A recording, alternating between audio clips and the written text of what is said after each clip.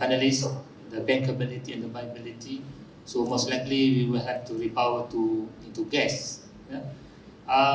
But having said that, we also need to make our technology and power plant ready for future better, greener technology when the financial and viability is there. For example, TNB announced that this repower power plant will be hydrogen ready. Yeah?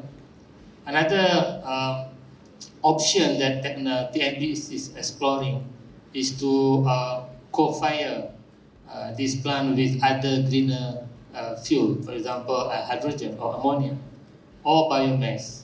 So in other words, these are the options that TNB is looking at. Another initiative that TNB will be going into is to, of course, enlarge our portfolio on RE, on renewable energy, and apart from solar and the normal, the typical renewable energy, as mentioned earlier in the keynote speech, hydro is one of the biggest potential. And for Peninsular Malaysia, even though there are not many big hydro potential left, but there are still opportunities. And many of you may have known that recently TNB has embarked on this Negeri hydro power plant in Kelantan. And with regard to this new hydro to be built, it's being built now, 300 megawatt. I think it's ready to be ready by the year 2027. Again, as mentioned earlier in the keynote speech, the function of this particular power plant is unique because it is not only to give power, but to mitigate, as a control measure of flood, in particular in Kelantan. I think we all know how Kelantan is badly affected by flood almost every year. So hopefully with this construction of the Negeri hydro power plant, we will help to reduce the risk of flood in Kelantan. So those are the three measures that the TNB has identified to decarbonize our generation mix. Thank you. Thank you, Dr. Harifin. So we are looking forward to see how TNB can transition across it, retiring the fossil plant and looking for new biomass resources. There are other ways we can do it by planting more trees and making sure with cleaner technology as well, even for people, can be done. Let's hear from Engineer Bunya. Now, as a utility company in the state of Sarawak, what steps are Sarawak Energy taking in driving the energy transition and at the same time increasing energy supply while minimizing the cost and emissions? Okay. Yeah. Good morning, ladies and gentlemen, moderator and fellow panelists. Okay, I think the question is, how do we transition and what steps are we taking?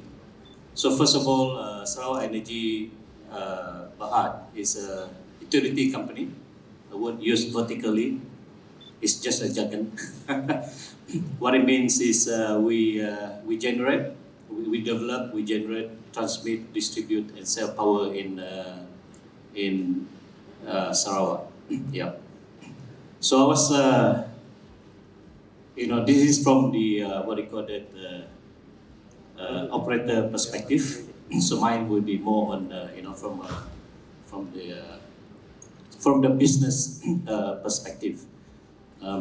So I was asking myself, how do I start this conversation from the business perspective? But I think the opening by Eddie this morning and on the the governance and the industry standards, and also from United Nations Global Compact, which we are also a member of that. And also SCB is one of the, I think if not the first, one of the first to sign a pledge with United Nations Global Compact in terms of our commitment to net zero by 2050. and 1.5 degree climate action. So that is where we are as far as commitment to sustainability and renewable energy.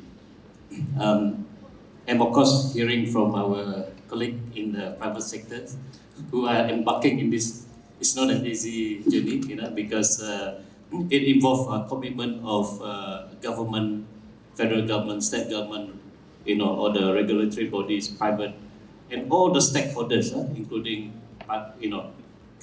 communities. And of course, for TMB, they have shared their perspective, how they will transition into renewable going forward. Yeah. So I think yesterday, probably most of us in the first day, my colleague James Ung have shared, what Sarawak Energy, what are we doing, and how are we transitioning into renewable. Yeah, maybe I will add some and some story as the moderator said. Let's try to be a bit casual, but it's also serious. So maybe some of my sharing will be a bit of that. But let me just come back to the question proper. I think that is the starter, yeah? Setting the scene for me. It's a long scene setting. But okay, one thing I want to say is Sarawak Energy aspire to be the regional powerhouse. So it is our regional strategic roadmap to be. We aspire to be. We are humble. We aspire to be a regional powerhouse, and this is part. This is in the context of Borneo grid as well as Asian grid. Yeah. So we are already thinking along that line in terms of inclusivity and reaching out to the regional community. Yeah. I think in the first day we hear that there's no one organization or body that can do this. It requires collaboration across globally and regionally. So if you look at the IHA numbers earlier, in terms of hydro potential, indeed, Asia, Southeast Asia, as a region, there's a lot of potential, and of course, run of rivers and so on and so forth. Africa, for example. So there's a lot of potential, but we can't do this alone. We need to support each other. So I'm very pleased to note that so far from our experience and interaction with, all members, everybody is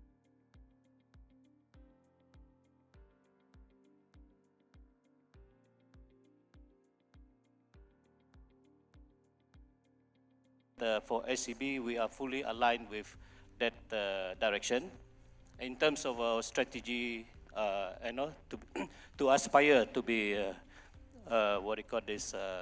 regional powerhouse, to provide affordable, reliable, renewable energy. So that is one. Secondly, I also want to share that Sarawak Energy actually celebrated its 100 years anniversary last year. I think it's last year. So, it's a long journey for us. It's not something where you are now that you started yesterday. It is a long journey of continuous improvement and transformation. So, in that context, I think 10 years ago, when we have a lot of hydro potential in Sarawak. So how do we tap on this hydropower potential? It's not cheap to build submarine cable across to the neighbors. Yeah, it is not something. Are you going to do that? Of course, that is not something we said that it's not going to happen. The studies and with neighboring countries to look at how that can be done. We even hear, Australia is selling power to this area. How? So it's the technology will enable that. But again, coming back to Sarawak, we have a lot of hydro potential. How do we tap on that resources? So 10 years ago, the government launched what we call Sarawak Corridor of Renewable Energy, and I think the straight, you know, the ambition is to drive Sarawak economy. Yeah, we have what do you call that, large hydro potential. We need to leverage on that to develop our economy. Hence, in Bintulu, the government set up what do you call that, score launch, and to drive that we then develop the hydropowers.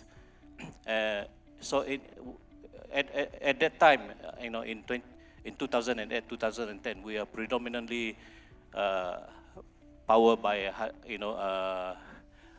gas. We also have coal, and because of the government policy to launch and drive the economic of Sarawak through Sarawak Corridor of Renewable Energy, then hence the government developed the hydro power. So namely, we have Bakun running now, 2,400 megawatt. We have Murun, over 900 megawatt. We have Batang Air, who has been there for, I don't know, 30 over years, and is still running very well. Yeah. So, and currently we are also under construction, building the Baleh Dam, which is over 1,000 megawatt. Yeah, 1,003 megawatt. Actually, we are also collaborating with our neighbors, in northern part of Kalimantan, to develop one of them, hydro there, over 1,000 megawatt as well, and looking at feasibility to do more. So apart from hydropower driving the economics of Sarawak, we also, as part of our regional aspiration, we also export. We have a power export with Kalimantan in 2016. It's already there. We export power to southern part of Kalimantan, I think. Yeah, and we have a power exchange agreement with Sabah Electric now by 2024, 2025, 24 thereabout. And yesterday we met the CEO of Sabah Electricity Berhad, and they are also saying that our northern neighbor, Palawan, in the Philippines, are very, very keen to tap in the power from us. So what that means is we still have more hydropower, what do you call that, potential that we have not developed. Yeah, probably in the range of at least 3,000 megawatt, at least. Yeah. So, like moderators say, hydropower takes 10 years or so to develop. So, yeah, it is something that you need to plan, you need to do ahead. Currently, we are, in terms of generation capacity, in the next, I would say, less than 10 years, we will grow by at least 60%. And we have to look at more growth beyond that, because a lot of stakeholders are knocking at our door. The hydropower that we have and renewable energy, does support the other renewable energy like hydrogen, the green hydrogen. Okay, so I think I'm just be mindful of time. Yes, just on a final note, apart from hydropower, Sarawak Energy is also looking at the various other renewable energy like floating solar, battery energy storage. We don't have too much wind, so not in that area. Yeah, but I think there's a lot of things. Just one of the things that I want to share about hydropower is during, in terms of flood or drought. Actually, when you have too much water, we will control the water so you don't get flood. And when you don't have enough water, the water board will call us to say that we need more water, and we release water during the Gawai period when the weather was a bit dry. So these are some of the benefits from hydropower. Yeah, thank you very much. Thank you, Engineer Punya. The takeaway from this is that think of Borneo as a bathtub. It will collect all the rainfall, and then it will generate into electricity and supply to everywhere. It is a bathtub. I mean, there is so much potential on the island of Borneo, not only on the Sarawak side. In the middle of Borneo is this highland, this mountain. On the other side of it is Kalimantan. And there are a lot of potentials there, and Engineer Bunyak shared that we are also working with our neighbors to help them develop the hydropower potential. So we are at the hour of 10 o'clock. Do we get another 10 minutes? Or, I mean, we're having such a good time, right? Yeah. 50 minutes? Oh, it is 15. Excellent. Excellent. Okay. So, fun time. We have some more interesting questions, and this one I will go back to Faroz. Yeah, we have heard about the wish list. Now, this round here, we will ask, in this case, Faroz, one of the goals of COP26 is to secure global net zero by mid-century. And we would like to know that how can UNGC drive this initiative? How can you contribute? Thank you, Polycarp. So the UNGC, we are a coordination and convener platform focused on private sector sustainability actions and impact. So to your question, I think how we would like to drive it and contribute towards the uptake of renewables is how do we look at changing mindsets and enabling actions to produce more accountable companies, big and small accountable companies that wants to transition and enable the net zero journey. I know from the mindset perspective, we would like to we already started, we'd like to now accelerate the engagement with decision makers, right, to focus on 1.5 degrees and science-based approach, which has a maturity timeline of 2030. 2050 is actually the stretch target. We have only 2030 to achieve the 1.5 degree scenario. So the key enabler to this is actually using green energy, because the highest footprint of many companies is actually their energy. What we want to drive at the board and decision-making corridors is only 3 colors matter: black, red, and green. Right? When this comes into discussions, then it will also push consumer demand, appetite, and also market growth as renewables as a whole. The other mindset approach that we want to look at is how do we work with policymakers to enlarge incentive pools for transition, especially for underserved segments of private sector, like SMEs and mid-sized companies. And for example, local governments, they have their own net zero aspirations. In fact, if you go through Bangsa, there is a countdown board for Kuala Lumpur, right? It's about less than 10,000 days. So how can local governments also incentivize, right? Can they perhaps give cheaper assessment rates, easier licensings for companies who are transitioning towards green? So that's a mindset that we need to work with. From an action perspective, we want to start the engagement with multi-stakeholders around renewable consumption. So, energy consumption, as Dr. Beros mentioned, the finances, I think, is very important. Bring them together so that we have a collective and aligned mindset towards renewables. And after today's discussion, I'm also inspired to ensure that there is multi-stakeholder engagement between Sabah, Sarawak, and Peninsula. I think that's important. That's an important narrative to drive. We also want to drive more whole-of-organization approach towards renewables. So it can't just be the sustainability department. It has to be the whole of organization. I think the way to do this is we must popularize sustainable debt, sustainability linked financing, green bonds that is tied towards renewables as a sustainable performance target. So the whole organization push towards and pivots towards the appetite towards taking renewables. And pushing this, we need to create alignment across supply chains as well, right?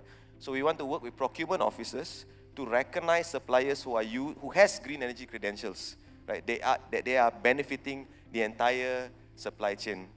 And finally, we want to advocate the various green energy solutions and pathways to broader private sector. And for an example of this, we have coordinated a number of our corporate members to speak to Sarawak Energy about your RECs, right? Because that is an alternative that they can take. It is competitively available that enables entire uptake of full, footprint of the energy rather than a certain component because of price sensitivity. So I think these are important things that we can advocate from UNGC's perspective as well. Thank you, Polycarp. Thank you, Faros, for that. Quickly to Dr. Barros.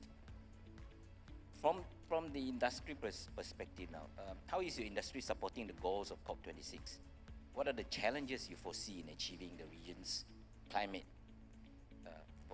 climate target? Okay, thank you. I think our nation's commitment towards COP26 is long. As Feroz exhaustively said just now, there's a lot of things that we have to do. But from JSB's perspective, being a Sabah registered company focusing on Sabah, our efforts in developing small hydro, once our second project will be commissioned, we will then be able to contribute in terms of slashing of greenhouse. Effectively, once Project Oriole is online, collectively we will be contributing 20% of the Sabah's demand. So that inadvertently contributes towards reduction of the intensity for greenhouse. That's number one. Number two, obviously, as carbon trading is something very exciting and very cheap to do in terms of, we believe in JSB that we are very intelligent and brilliant people. So I challenge my engineers in the company to say, okay, if you think you're smart, one of the things that my HR department does is an IQ test.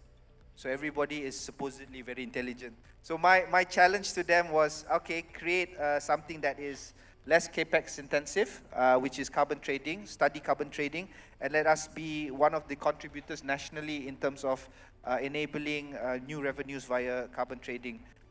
This is something that we have been researching for the past 3 months. I believe with regards to renewable energy, it's a bit challenging because I think today carbon is carbon trading and its value also is connected to additionality, which means that if the plant is already feasible or bankable and can go online, perhaps carbon trading will not be something that is that will be considered. So that's a challenge that we have. And I think last but not least is obviously each country has to maintain 50% in terms of forests. So for us, our contributing factor to that would be replanting of our projects. It's very important for us. We did unfortunately make way for the construction vehicles and all that, but there are areas for us to rehabilitate. I think 2-3 weeks ago, my COO went to the Sabah Forest Department for us to have a collaboration with them to initiate immediate replanting of the impacted area. I think one of the other challenges, if I may, just one last point, would be regulation obviously. Malaysia, we are brilliant people, we study overseas, we always graduate top of our class, but regulation is something that remains to be a challenge. We come up with great policies. I was a policy maker myself, but when it comes to implementation, we always, the Malay word is koyak. We always koyak, right? So that's something that we really need to focus on. Regulation is something that is very important, and ESG as a whole, we have no one champion.